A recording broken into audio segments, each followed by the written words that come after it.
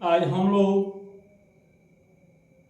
अष्टम पाठ के बाद नवम पाठ स्वामी दयानंद के बारे में पढ़ेंगे।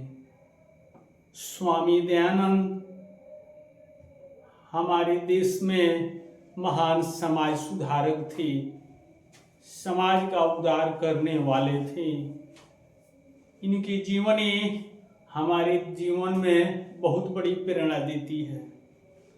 तो इनके जीवन को हम संक्षेप में समझेंगे, इस पाठ का सारांश भी हम जानेंगे। मध्यकाल में भारतीय समाज में बहुत बड़ी बुराइयां आ गई थी। ये बुराइयां मध्यकाल में सामाजिक बुराइयां थी। जाति प्रथा, छुआछूत, सती प्रथा, विधवा विवाह, कर्मकांड आदि। इससे हमारा दलित हिंदू समाज बहुत गिर गया था, बहुत जीवन में दुख कष्ट आ गया था।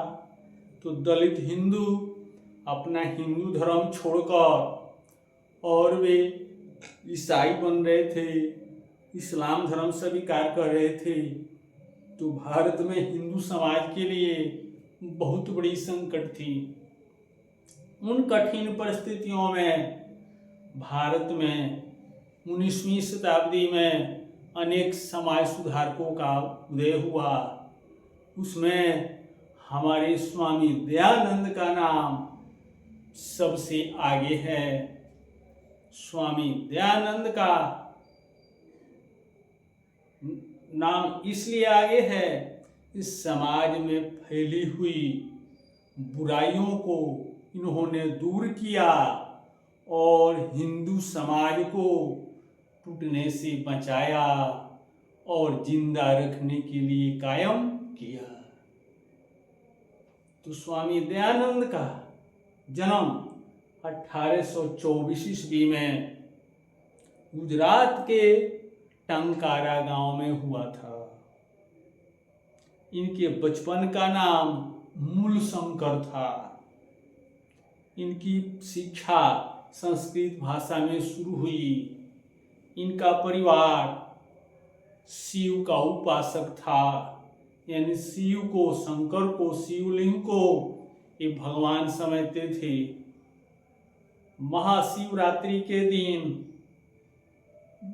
मूलशंकर को यानी दयानंद को शिव मंदिर में जागने के लिए कहा गया, रात्रि जागरण करने के लिए कहा गया। तो ये जाग रहे थे शिव मंदिर में, शिव की पूजा हुई थी। तो अचानक देखते हैं एक चूहा दौड़ते हुए आया और शिवलिंग पर चढ़ गया।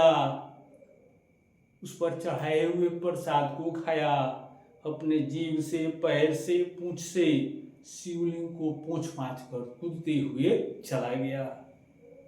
अचानक इनके दिमाग में, यानी शिवरात्रि जागरण काल का रात से दिमाग में बहुत बिजली सी, करंट सी दौड़ी और ये सोचने लगे, हमारे घर के लोग इस पत्थर को भगवान समझते हैं।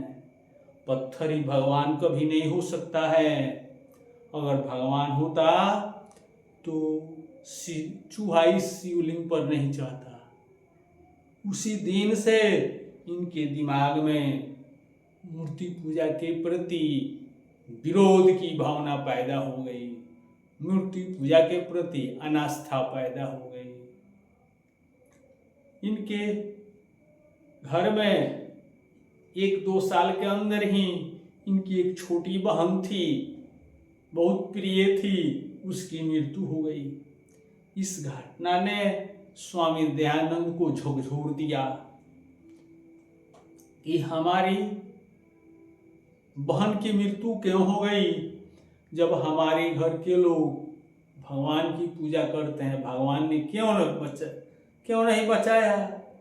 इसी सोच पर इनका दिमाग वैराग्य के प्रति, संन्यास के प्रति जग गया और ये अपना घर द्वार छोड़ दिए और साधु सन्यासियों के साथ भटकते हुए ये मथुरा में ब्रिजानंद स्वामी के पास पहुँचे।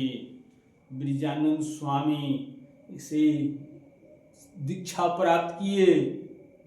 ब्रिजानंद स्वामी इनके गुरु हुए, इनको उपदेश दिया कि तुम वेदों का अध्ययन करो, सत्य का प्रचार करो। इन्होंने चारों वेदों को पढ़कर ज्ञान प्राप्त किया और चारों वेदों का हिंदी अनुवाद किया।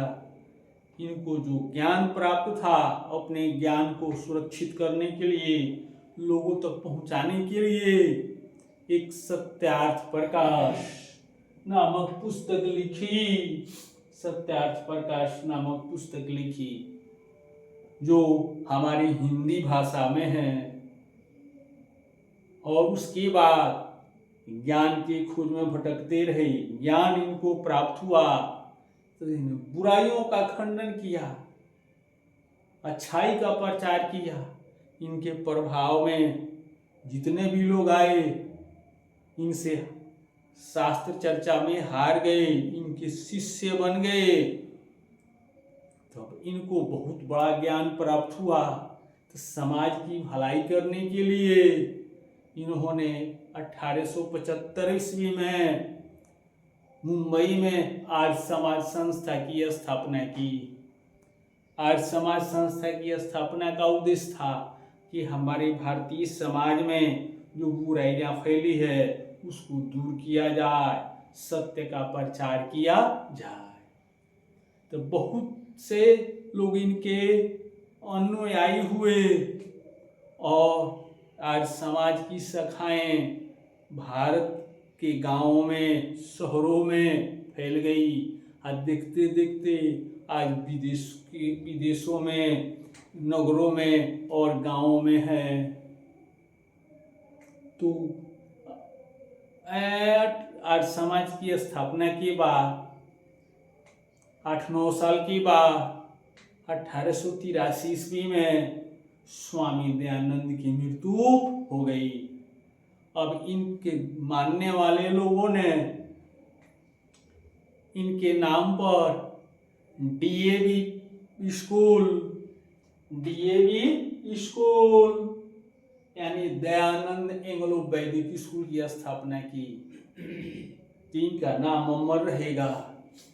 और यह स्कूल भारत के हर शहरों में है, गांव में भी है।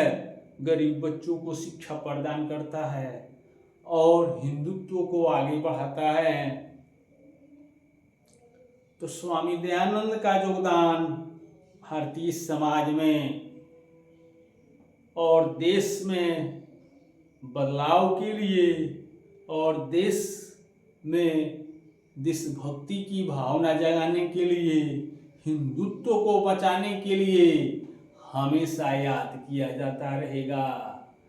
जब तक यह दुनिया रहेगी तब तक स्वामी दयानंद का नाम अमर रहेगा और उनका योगदान भारतीय समाज में आदर के साथ हमेशा लिया जाएगा और ये याद किए जाएंगे।